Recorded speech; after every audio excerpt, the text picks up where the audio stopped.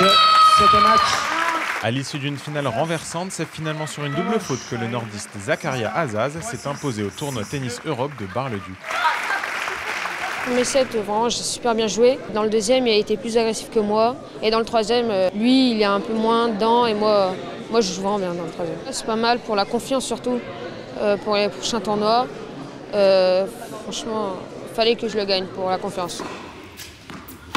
Et côté filles, c'est la Biélorusse Sofia Drozdenko, vainqueur en finale de la Française Ada Nouzonon, qui est sacrée.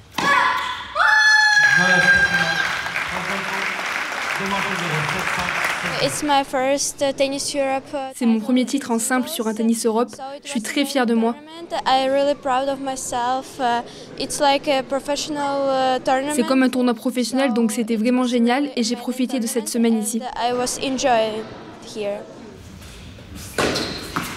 Ces deux victoires viennent conclure une belle semaine de compétition à Bar-le-Duc.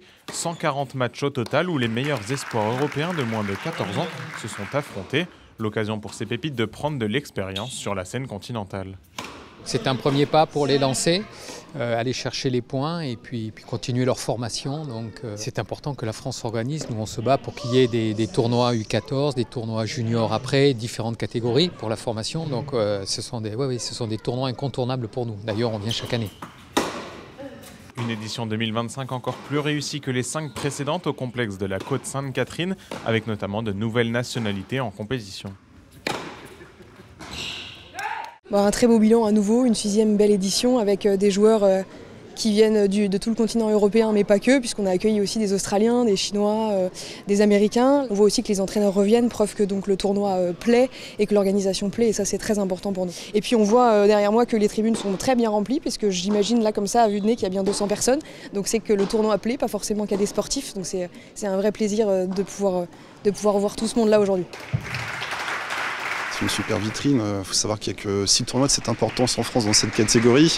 On a réussi à avoir cette date en tout début de saison pour les joueurs et c'est une grosse bouffée d'oxygène.